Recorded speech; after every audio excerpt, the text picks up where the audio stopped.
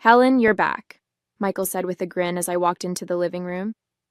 His overly casual tone immediately set off alarm bells. I am, I replied cautiously, setting my suitcase down. Something about his smug expression didn't sit right with me. What's with the smile? Oh, nothing, he said, waving his hand as if brushing off my question. Then with a flourish, he added, Well, I suppose you'll find out eventually. I made a major business move while you were away. I raised an eyebrow. What kind of move? He leaned back against the arm of the couch, his grin widening. Your jewelry collection, he said, his voice dripping with satisfaction. I sold it. Every piece. And before you get upset, let me just say, you'll thank me later. Your jewels funded my empire. I froze, my heart pounding as his words sank in. My jewelry collection, the pieces I'd spent years curating, some handed down from my mother and grandmother, others purchased with my own hard-earned money. Gone. What did you just say? I asked, my voice low and trembling. Michael laughed, clearly misreading my tone. I said I sold it, Helen. Do you know how much those diamonds were worth? Enough to jumpstart a venture that's going to put us on the map. It's brilliant, really. You should be proud. Proud? My hands clenched into fists as anger surged through me. You had no right, Michael. That was my jewelry. Do you even realize what you've done? He rolled his eyes. Oh, come on, it's not like you wore half of it. It was just sitting there collecting dust. This way, it's actually doing something useful. My name is Helen, and if there's one thing I've learned in my marriage to Michael, it's that his ambition always comes first. When we met, I admired his drive. He had big dreams, and I believed in them. But over the years, I started to see the cracks. How his charm masked a tendency to bulldoze anyone who got in his way. Still, I never thought he'd stoop this low. The jewelry collection wasn't just valuable. It was deeply personal. Every piece had a story, a connection to the life I'd built for myself.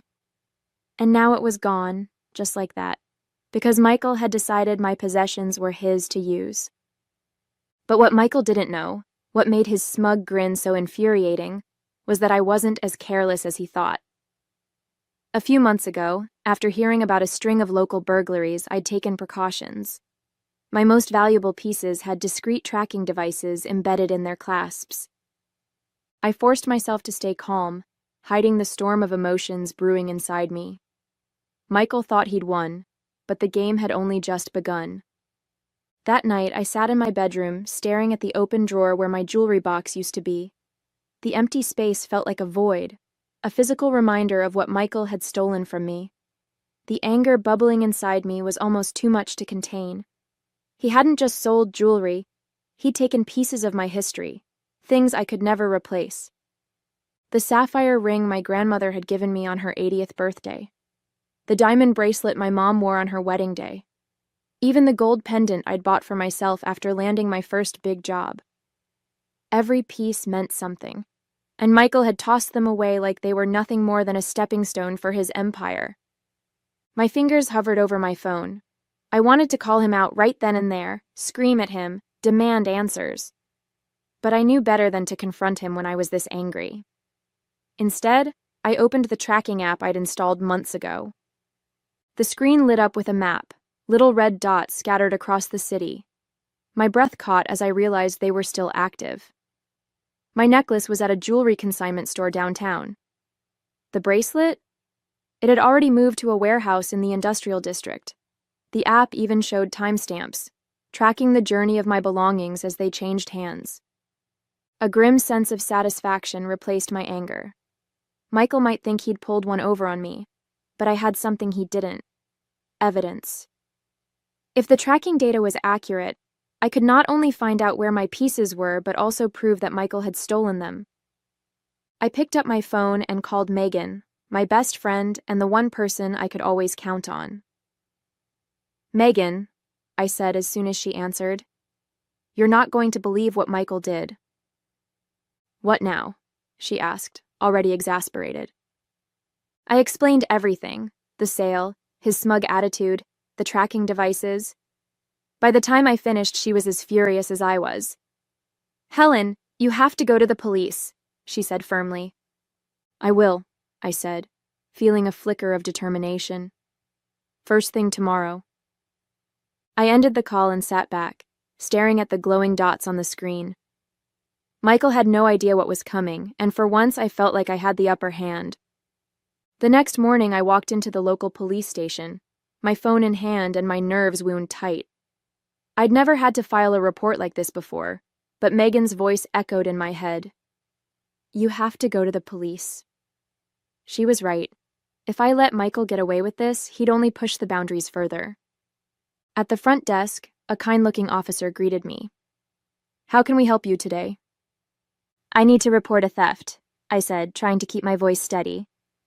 "Was it your property?" "Yes," I replied, taking a deep breath. "My jewelry collection. It was sold without my consent." The officer's eyebrows rose slightly, but he nodded. "Let's get some details." He motioned for me to follow him to a desk, where I explained everything. Michael's actions, the value of the jewelry, and the tracking devices I'd installed. When I showed him the app, his expression turned serious. "This is excellent evidence," he said, jotting down notes. "If these tracking devices are active, we may be able to retrieve some of the items. Do you have a list of what was taken?" "I do," I said, pulling out a notebook I'd filled with every piece and its approximate value. It felt strange, almost surreal, as the officer read through the list. The sapphire ring, the diamond bracelet, the gold pendant. They were more than just numbers on a page. They were pieces of my life, and now they were scattered across the city because of Michael's greed. The officer, whose name tag read Detective Carter, looked up from his notes. "We'll start by verifying the locations of the tracking signals. If the items are where you say they are, this could be a straightforward recovery. However, since your husband sold them without your consent, this also constitutes fraud. Are you prepared to pursue charges?" I hesitated, the weight of his question pressing down on me. "Yes," I said finally. "I want him held accountable." Detective Carter nodded, his expression resolute. "Good. Let's get started." As I left the station, a mix of emotions churned inside me. Relief, knowing the police were taking this seriously. Anger, remembering Michael's smug grin when he told me what he'd done. And most of all, determination. For years, I'd let Michael take and take, convincing myself it wasn't worth the fight. But this time was different. This time I was fighting back. By the time I got home, the adrenaline from filing the report had started to fade, leaving me with a mix of exhaustion and anxiety. I replayed the conversation with Detective Carter in my mind, wondering how Michael would react once he realized the police were involved. The thought didn't sit well. Michael had always been good at spinning situations to his advantage, turning himself into the victim no matter how egregious his actions were. I'd seen it before. How he could charm his way out of responsibility with a smile and a clever excuse. But this time, he didn't know I was one step ahead. That evening, Megan came over, a bottle of wine in hand. "Okay," she said, settling onto my couch. "Tell me everything. How did it go at the station?" I filled her in, from the evidence I'd shown Detective Carter to his plan to track down the pieces. She listened intently, her expression a mix of outrage and admiration. "You're handling this better than I would," she said when I finished. "If it were me, I'd probably be at his office flipping desks right now." I laughed despite myself. "Trust me, I've thought about it, but the police have the tracking data, and I think that's my best shot at getting everything back." "Good," Megan said, raising her glass. "To you, for not letting that smug jerk get away with this." The next day, I got a call from Detective Carter. "We've verified the locations of the items," he said. "2 are at a consignment store downtown, and another is in a warehouse. We've secured cooperation from the store owners and are moving forward with retrieval. I'll keep you updated as we progress." The relief was immediate. "Thank you," I said, gripping the phone tightly. "Does this mean I'll get them back?" "It's looking good," he replied. But the investigation is still ongoing. We've also flagged your husband's financial activities. I don't want to alarm you, but there may be more going on than just the jewelry sale. My stomach dropped. What do you mean? There are some unusual transactions linked to his business accounts, Detective Carter explained. We'll need to look into it further, but this could be bigger than we initially thought. As I hung up the phone, my mind raced. Michael hadn't just betrayed me.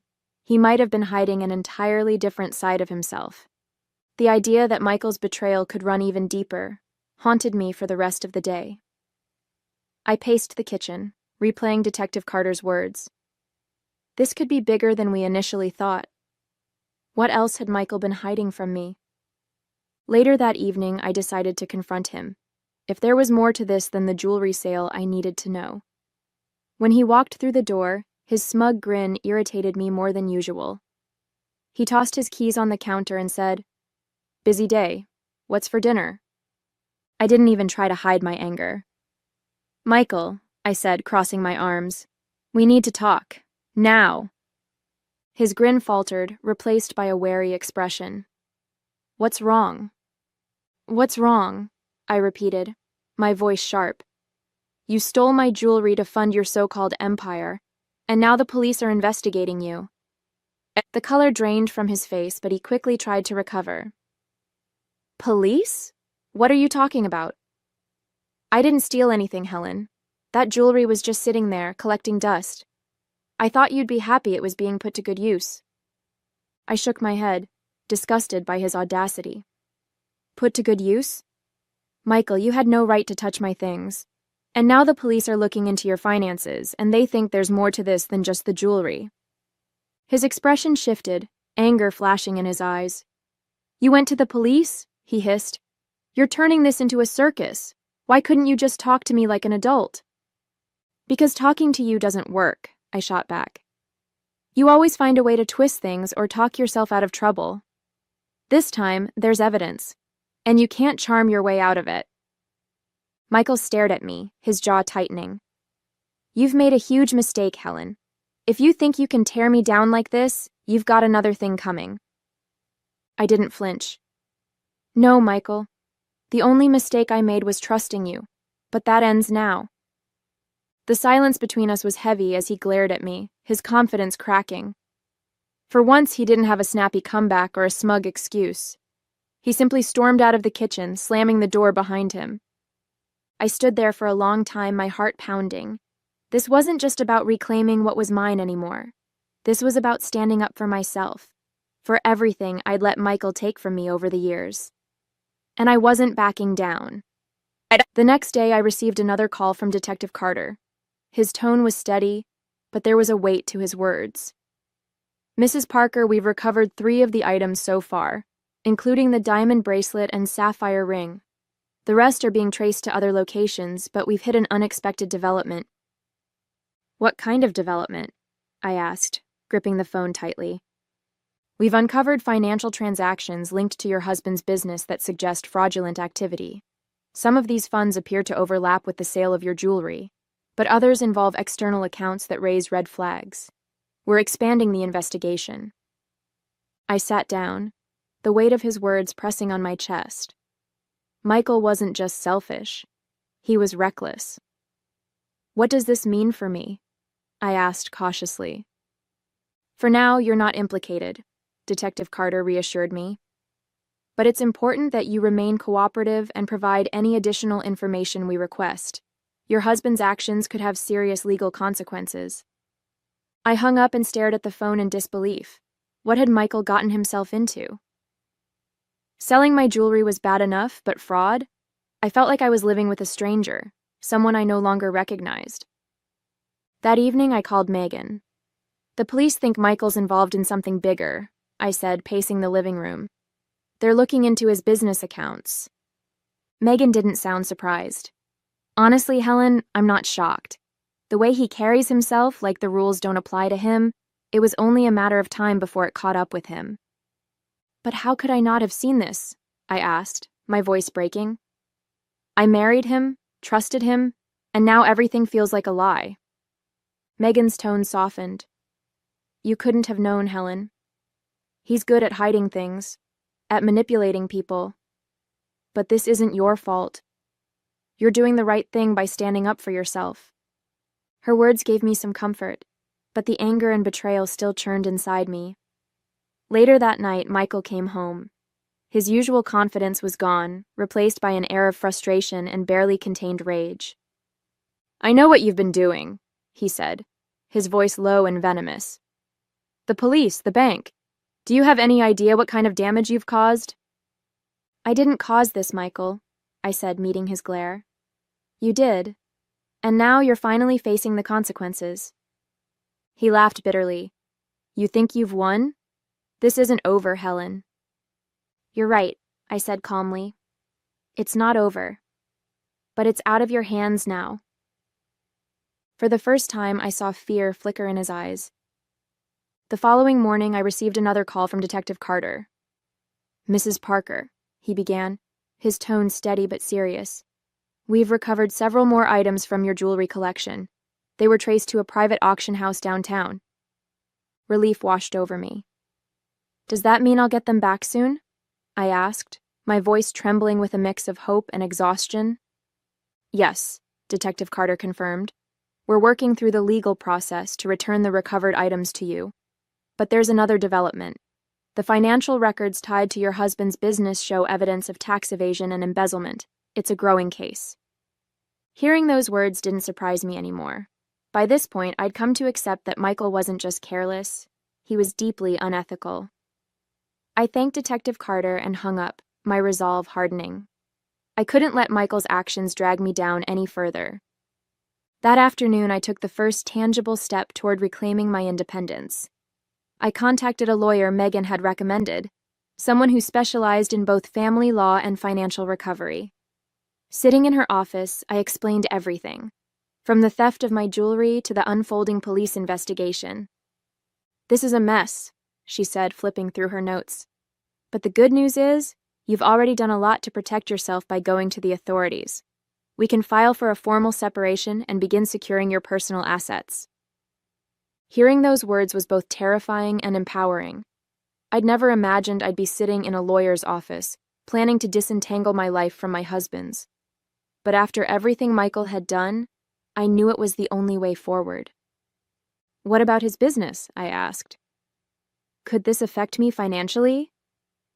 "Potentially," she replied. "That's why it's important to establish clear boundaries now. If his business is under investigation, we need to ensure your finances are protected." Later that evening, as I reviewed the paperwork the lawyer had given me, Megan called to check in. "How are you holding up?" she asked.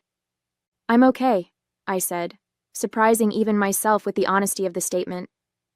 "For the first time in weeks, I feel like I'm in control. It's not easy, but I know I'm doing the right thing." "You are," Megan said firmly, "and you're stronger than you realize, Helen. Don't forget that." As I hung up, I glanced at the stack of documents on the table. The road ahead wasn't going to be easy, but for the first time, I felt ready to face it. 2 days later, I met Detective Carter at the station to review the progress of the investigation. "Mrs. Parker," he said, gesturing for me to sit across from him, "we've traced almost all of your jewelry and confirmed it was sold through high-value channels. The auction house and consignment stores involved have provided full cooperation." "That's a relief," I said, feeling a small weight lift off my shoulders. "And Michael? What's happening with him?" Detective Carter leaned forward, folding his hands on the desk. "The evidence against him is significant. Between the unauthorized sale of your jewelry and the fraud tied to his business accounts, the DA is preparing charges. He's not going to walk away from this." Hearing those words filled me with a mix of satisfaction and sadness. Michael's actions had hurt me deeply, but knowing he would face consequences was a step toward justice. That evening, Michael came home late. I was sitting in the living room, surrounded by legal documents and paperwork from the bank. He stopped in the doorway, his face hard and defensive. "What is all this?" he asked, nodding toward the papers.